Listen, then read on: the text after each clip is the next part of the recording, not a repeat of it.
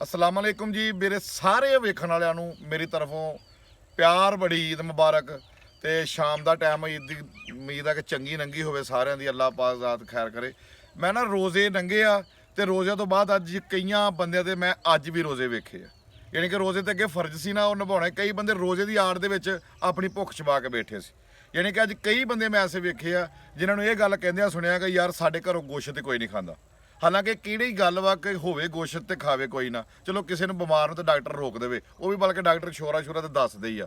ਗੱਲ ਕਰਨ ਦਾ ਇਹ ਮਕਸਦ ਆ ਮੇਰਾ ਕਿ ਇੰਨੀ ਮਹਿੰਗਾਈ ਹੋ ਗਈ ਆ ਕਿ ਮੈਂ ਗੋਸ਼ਤ ਲੈਣ ਗਿਆ, ਕਦੀ ਅਸੀਂ ਬਚਪਨ 'ਚ ਆਪਣੇ ਵਾਲਾ ਸਾਹਿਬ ਨਾਲ ਜਾਈਦਾ ਸੀ ਤੇ 2-2 ਘੰਟੇ ਲੱਗ ਜਾਂਦੇ ਸੀ ਸ਼ਵਾਸ ਸਾਹਿਬ ਇਹ ਗੋਸ਼ਤ ਲੈਣ ਵਾਸਤੇ। ਤੇ ਮੈਂ ਗੋਸ਼ਤ ਲੈਣ ਗਿਆ, ਠੀਕ 5 ਮਿੰਟ ਬਾਅਦ ਗੋਸ਼ਤ ਮੇਰਾ ਬਣਿਆ ਗਿਆ ਸੀ ਔਰ ਮੈਂ ਮਕਸਦ ਗੋਸ਼ਤ ਲੈ ਕੇ ਘਰ ਆ ਗਿਆ। ਅੱਛਾ, ਹੁਣ ਅੱਜ ਕਈਆਂ ਬੰਦਿਆਂ ਦੇ ਗੱਲ ਮੈਂ ਉਸ ਮੂੰਹੋਂ ਸੁਣੀ ਆ ਕਿ ਅਸੀਂ ਗੋਸ਼ਤ ਖਾਂਦੇ ਹੀ ਨਹੀਂ।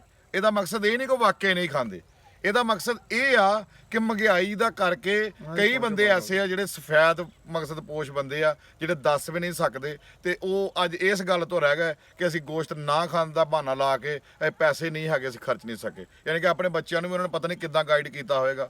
ਆਪਣੇ ਮਾਸ਼ਰੇ 'ਚ ਰਹਿੰਦਿਆਂ ਹੋਇਆਂ ਸਭ ਤੋਂ ਵੱਡੀ ਇਸ ਟਾਈਮ ਜੇ ਜ਼ਰੂਰਤ ਆ ਜਿਹੜੇ ਕੋਈ ਸਾਹਿਬ ਹਸੀਅਤ ਆ ਉਹ ਇਸ ਗੱਲ ਤੇ ਗੌਰ ਕਰਨ ਕਿ ਕਿਹੜਾ ਬੰਦਾ ਸਫੈਦ ਪੋਸ਼ ਆ, ਕਿਹੜਾ ਬੰਦਾ ਇਸ ਕਾਬਲ ਆ ਕਿ ਜਿਹੜਾ ਕਹਿ ਨਹੀਂ ਸਕਦਾ ਲੇਕਿਨ ਉਹਦੇ ਵੀ ਬੱਚਿਆਂ ਨੂੰ ਹਰ ਸ਼ੈ ਚਾਹੀਦੀ ਹੈ।